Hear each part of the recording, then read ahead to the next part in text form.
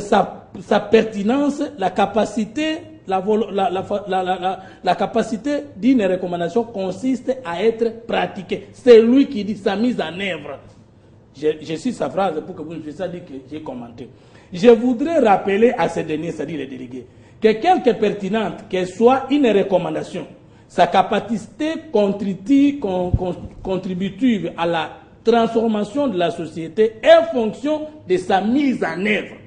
Monsieur le Président, dans l'article 12 de cette ordonnance que vous avez prise pour convoquer les concertations, vous avez dit qu'à la fin des concertations, les délégués aux concertations vous donnent les recommandations que vous endossez devant l'opinion nationale et internationale. Qu'avez-vous fait de plus de 700 recommandations de concertation nationale avant de nous convoquer à un nouveau forum? De deux. S'il vous plaît, monsieur le président. Ce sont des questions que vous posez au président. Depuis que je me suis mis à écouter ceux qui sortent de l'audience du chef de l'État, je n'ai pas encore jusqu'à aujourd'hui saisi l'objet de ce prétendu dialogue. Je ne sais pas, tous nous suivons. Je vois les politiciens sortir dire le dialogue est bon. Mais dialogue entre qui? Autour de quoi? Pour quelle finalité? Moi, je n'ai pas encore saisi. Comment vous saurez nous poser la question de dire oui ou non? D'abord, excusez-moi les termes. On ne connaît pas. C'est quoi le dialogue autour de quoi? Troisième élément, monsieur le journaliste. Qu'est-ce qui est spécifique et qui serait l'objet de ce dialogue qui n'a pas été dit aux concertations, qui n'est pas dit dans la Constitution et qui n'est pas dit dans la Code de bonne conduite, que Joseph Kabila et sa majorité n'ont jamais respecté. Voilà. C'est ça la question. Et dans quelle école on équilibre. La majorité s'est convertie pour convaincre que cette fois-ci... C'est pas moi qui donne la On équilibre, monsieur. Voilà. Si c'est vous les Fumutoto, le respect des règles du jeu. Le respect des règles du jeu. Pour équilibrer. Papi Tamba, est-ce que vous avez une réaction? Je vous ai vu vous empresser. Alors que Fumutoto posait des questions au chef de l'État, justement en évaluant ce que nous avons appelé les recommandations des concertations nationales. Fumutoto a le droit de poser des questions à son chef de l'État, c'est son président. Il a le droit de les faire. Le seul problème, c'est quoi? C'est quand nous sommes sur les plateaux, il nous implique. Nous sommes concernés. Et comme nous sommes concernés, nous pouvons apporter notre contribution. Ce qui rend les choses difficiles dans ces pays, M. Fumutoto, c'est vous dans l'opposition, cette absence de visibilité et de cohérence. Hier, fustigé parce que vous avez pris part aux concertations nationales par nos amis de l'INC. Plusieurs fois, nous avons été sur les plateaux. Vous savez ce qui a été dit sur vous. Vous étiez une partie de l'opposition qui avait accompagné les concertations. Aujourd'hui, certains qui hier avaient fustigé les concertations acceptent les dialogues et fustigés par ceux-là qui étaient aux concertations. Face à cette contradiction permanente à laquelle vous nous imposez, quand on est chef de l'État garant des institutions et garant de la nation, on n'est pas qu'à l'écoute d'une partie des gens qui vous accompagnent. On est aussi à l'écoute de tout le monde. Parce que je vais vous dire une chose. C'est que parmi les gens que les chefs de l'État, qui peut-être pèsent, je ne dirais pas qui peut-être pèsent, mais qui pèsent, qui peut recevoir aujourd'hui, nous sommes encore au niveau des contacts. Ces gens-là, hier, n'étaient pas en concertation. Si vous pensez maintenant qu'il faut limiter la vie de la nation par les concertations, et que nous avons pondu 600 résolutions et vous ne voulez pas reconnaître qu'il y a déjà un début de réalisation de certaines de ces recommandations, vous oubliez même certaines choses aujourd'hui où il y a des actes de nomination qui montrent que nous sommes dans ces schémas. Et parce que les dialogues viendraient maintenant enfreindre ou viendraient éteindre ces processus, là ça m'étonne de vous, M. Fumutoto.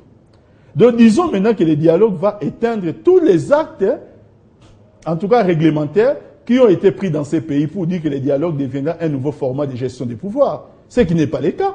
Qui vous dit que le dialogue vient éteindre les résolutions de concertation et que les résolutions de concertation ne vont plus suivre leur cours? C'est quoi votre inquiétude? Votre inquiétude au sein de l'opposition républicaine, c'est quoi? C'est de savoir qu'aujourd'hui, vous avez des poids lourds qui peuvent venir au dialogue qui risquaient de vous voler la vedette? C'est quoi cette manière de chercher à distraire le peuple congolais? Soyons logiques et cohérents envers nous-mêmes et nous éviterons de poser des questions au président de la République. Nous réfléchirons nous-mêmes. Vous devez vous dire au sein de l'opposition, allez vous concerter. Pondez-nous des positions communes, même si vous n'êtes pas en mesure de nous présenter un candidat commun, mais pondez-nous des positions communes. Je suis sûr que ces plateaux, s'il y avait quelqu'un d'autre de la majorité, on aurait eu la même position. S'il y a des petits problèmes entre nous dans la majorité, ça trouve des solutions au sein de la majorité et un jour, nous sortons avec cette position. Mais vous êtes deux.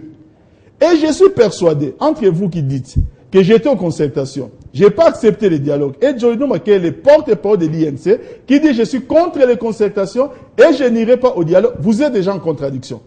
Et si vous servez ça à qui? Au peuple congolais, et vous pensez que ces peuples-là vous appuient avec ce genre de contradictions.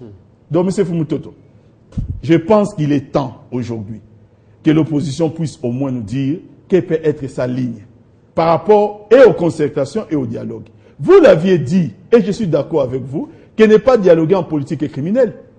En quoi est-ce que dialoguer en politique va éteindre toutes les actions en cours? Vous allez dialoguer autour de quoi? Parce que les États-Unis vous imposent. Ce dialogue devrait se concentrer sur des questions électorales.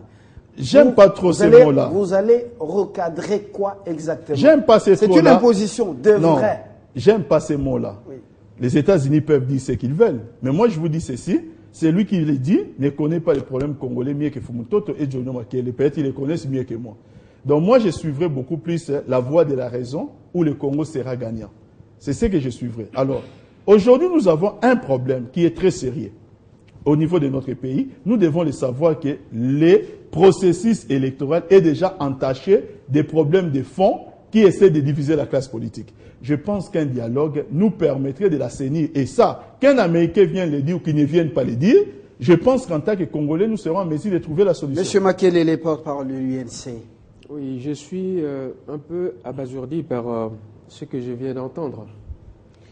Je passe sous silence l'affaire du schéma de dissidence qui ne pourrait intéresser que les membres du parti présidentiel qui doivent régler des comptes avec leur G7, les Kamitatou, les Ndundu, les Lumbi, et les Kyungu et consorts. S'agissant de dissidence, je crois que c'est par là qu'il faut aller chercher. S'agissant de la hantise à propos de la personne du président Kabila, mais je l'ai toujours dit, chat échaudé craint l'eau froide. Mais écoutez, et comme dirait encore l'autre, je vais prendre aussi les exemples métaphoriques, comme mon ami Fumutoto, lui, il l'a dit en lingala, mais je crois que c'est un musicien aussi qui disait que l'homme prudent voit le mal de loin. Mais nous sommes prudents, nous sommes devenus encore plus prudents. Nous avons vu cette majorité tenter de modifier la Constitution pour pérenniser leur pouvoir. Et monsieur Papi Tamba, qui est ici, il était devant moi sur les plateaux de télévision où il disait c'est le peuple peut défaire ce qu'il a fait. Et nous prendrons cette proposition, nous l'amènerons devant le souverain primaire pour que la Constitution soit changée. Depuis lors, il n'en parle plus. Et si vous voulez savoir pourquoi, demandez à la période allant du 19 janvier jusqu'au 26 janvier. Et s'agissant par ailleurs de ce qui de cette hantise sur la personne du président Kabila, nous savions qu'ils ont voulu modifier la Constitution et les turiféraires de cette majorité. Pourquoi vous nous ramenez à cette histoire qui est connue de tous? C'est-à-dire que quand on parle de la hantise sur la personne de Kabila, en fait... C'est ça votre crainte d'aller au dialogue? Vous êtes contre le dialogue? Il n'y a pas que ça. Voilà. Attendez, si vous voulez, je vais revenir sur le fond pour savoir pourquoi on ne veut pas y aller et qu'est-ce qu'on va se faire là. Mais voilà. Je réponds d'abord à ce qu'il a affirmé ici. Donc nous avons dit, les mêmes qui ont fait un projet de loi portant révision de la Constitution, qu'ils ont déposé devant l'Assemblée pour qu'on modifie l'article 197 de la Constitution qui prévoit l'élection des députés provinciaux au suffrage direct. Ils voulaient en faire violant ainsi ou récupérant ainsi les droits constitutionnels des citoyens de voter directement. Eh bien, les mêmes, nous les avons vus à l'œuvre. À l'époque, ils nous disaient une procès d'intention jusqu'à ce que ce projet-là soit arrivé devant l'Assemblée, établisse leur vraie volonté. Les mêmes ont voulu, par les concertations, bousiller cette constitution de la même façon. Et après, c'était le recensement comme préalable aux élections. L'histoire est très connue. D'accord. Vous ne vous isolez pas. Alors, vous, non. Parce que sinon, faites-nous gagner un peu de temps. Vous ne vous isolez pas, vous, aujourd'hui, en refusant d'aller parler entre vous Congolais. Quand on me parle de caresser les propos de l'Américain, je rappelle que je réagissais aux propos du journaliste qui m'interrogeait là-dessus. En tout cas, je n'ai pas parlé d'un certain Louis Michel, qui est très connu et dont les conseils étaient très appréciés quelque part. Je n'ai pas parlé de lui. Et s'agissant des problèmes du Congo, qui sont connus mieux que par nous-mêmes, mais oui, nous les connaissons. C'est parce que nous les connaissons mieux et parce que nous savons que la résolution de ces problèmes peut poser problème que nous sommes devenus prudents.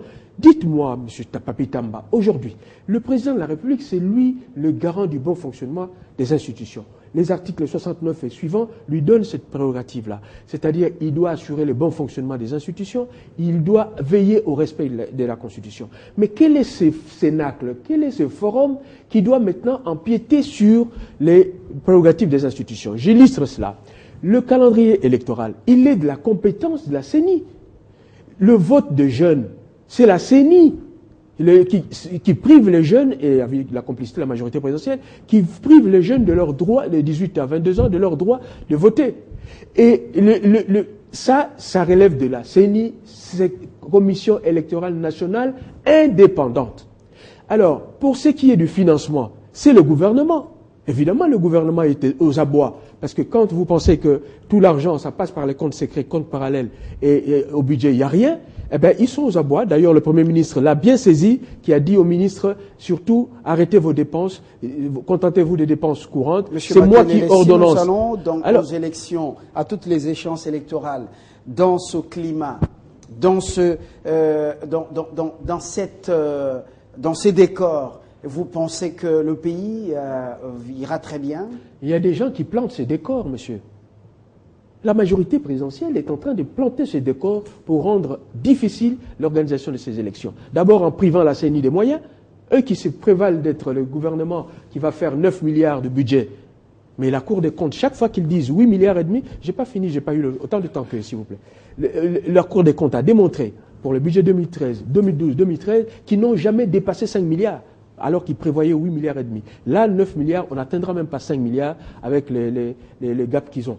Donc, je veux vous dire que quand vous prenez ces sujets, CENI et processus électoral, c'est de la compétence de la CENI. Aucun dialogue ne peut influer. Au risque de vous répéter ce qu'on n'a pas évolué, les finances, c'est les lois, c'est l'Assemblée. Alors, dites-moi, la guerre à Béni, c'est l'armée. Changez les commandements comme le réclament les ecclésiastiques de là-bas. Dites-moi, comme Papi Tamba me dise, quel est le sujet qu'ils veulent mettre. En fait, tout ce qu'ils veulent, c'est l'imbroglio, découpage électoral plus calendrier. Ça fait un cocktail explosif, ça perturbe les élections. Et d'ailleurs, c'est pour ça qu'ils sont surpris de nous voir déposer les candidatures. Pourquoi? Parce que quand nous avons fait, nous à l'opposition, notre déclaration comme quoi nous n'irons pas aux élections si certains préalables n'étaient pas remplis, eh bien, ils voulaient sauter là-dessus et dire nous allons vous prendre au dépourvu, c'est-à-dire si vous serez fort clos si vous ne déposez pas vos candidatures et nous organisons les élections. Mal leur en a pris parce que nous avons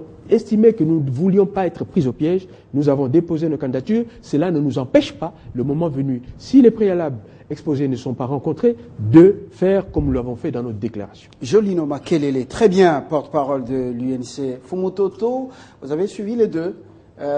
Assez rapidement, une réaction, troisième voie ou opposition républicaine? Écoutez, je ne suis pas le porte-parole de l'opposition républicaine. Voilà, je suis le porte-parole de la troisième voie et j'engage la troisième voie dans mes positions. Très bien. S'il y a contradiction à assumer, Fafi Samba fait là contre la troisième voie. C'est clair. Mais réfléchissons ensemble. Papi Tamba. Si l'opposition républicaine a peur d'aller au dialogue, parce qu'il va perdre le poids ou la place qu'il a, est là au profit des poids lourds. Mais pourquoi les poids lourds ne veulent pas aller au dialogue? Ils ont peur de quoi? De votre mensonge et manque de sérieux dans les questions de l'État. Là, Jolino ne va pas me contredire. Ça, c'est la première chose. Votre raisonnement n'est pas fondé. Deuxième chose, moi, je ne suis pas au gouvernement. Je vais encore vous affirmer une chose, Papi Tamba. Avec Jolino, on a des contradictions. Pourquoi? Parce qu'il est de la social-démocratie et que moi je suis de la troisième voie. Mais au moins sur ce plateau ce soir, on ne s'est pas contredit. Pas d'attaque personnelle. Vraiment... Non, mais parce qu'il a dit qu'il y a des contradictions entre moi et lui. Pas d'attaque personnelle. Je voudrais encore vous affirmer que la démocratie n'est pas un mot d'ordre de poids lourds sur les petits poids lourds ou sur les poids légers. La démocratie est un espace de liberté qui protège aussi les minorités ou le petit. Et que ceux qui sont poids lourds, selon vous aujourd'hui, ne l'étaient pas hier, c'est par le travail qu'ils sont devenus forts. Et nous, vous ne nous privez pas la possibilité de devenir